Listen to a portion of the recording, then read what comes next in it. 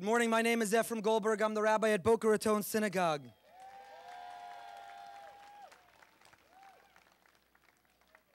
Friends, it's with sadness that I report to you that as I step up to speak to you this morning, the news is reporting that rockets continue to rain down on Sderot.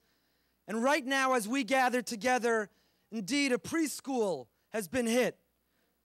It makes our gathering all the more important. And I want to thank each and every one of you for coming together today, for making yourselves counted and your voices heard to stand together with our beloved state of Israel and her people. We are living in truly remarkable times as we are watching the destiny of our nation unfold. A new chapter of our history is being written. And unfortunately, the plot line is too similar to those past.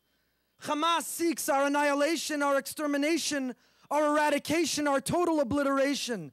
They are not the first.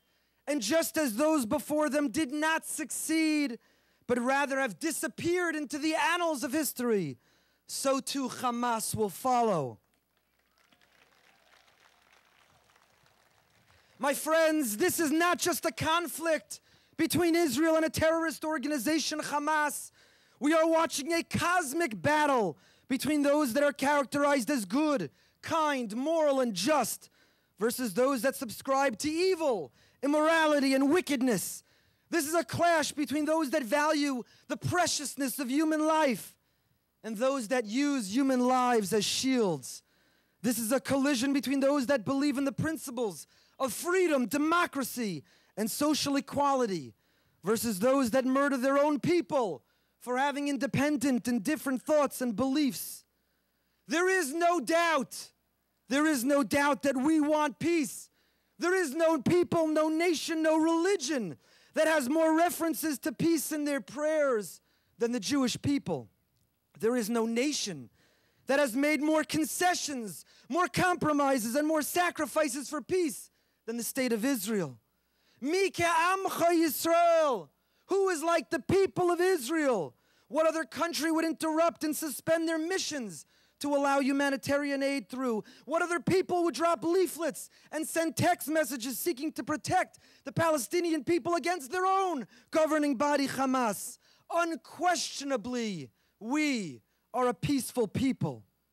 And yet, as King Solomon taught, Eis Shalom ve'eis Milchama, there is a time for peace and there is a time for war. And now, my friends, is the time for war.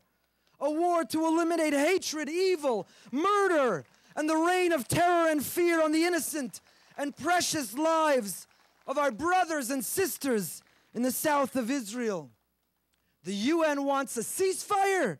The problem is, their understanding of a ceasefire is that Israel cease and Hamas keep firing. The sad and tragic fact, my friends, is that the words of former Prime Minister of Israel, Goldberg, are as true today as the day she said them. Peace will come to the Middle East when the Arabs love their children more than they hate us. What has been the secret to the immortality of our people? How have we persevered through the oppression, the persecution, the hatred, and the systematic attempts to destroy us? How did Israel miraculously not only survive, but defeat each enemy that has sought their elimination since 1948? The answer, my friends, the answer is unity. Just like God is one, unified, unique, distinct, and singular, we, the Jewish people, are at our greatest strength. We are undefeatable and impenetrable when we are one, when we practice unity and togetherness. Today, we have come to stand together as one with our brothers and sisters in Israel. We must not be fractured or fragmented. We must remain whole and complete in our support of and identification with Israel. As Americans and as Jews, our future, our destiny is inextricably bound with that of Israel and her people.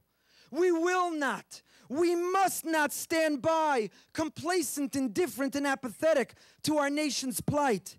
We must not be silent to the distorted reporting and misguided judgments of our state that simply seeks to protect her citizens. We stand with Israel. We stand with Israel. We stand with Israel. We stand with Israel. We stand with Israel. We stand with Israel. We will defeat our enemies. We will overcome those that rally across the world with anti-Semitic and anti-Israel sentiment. When we stand as one.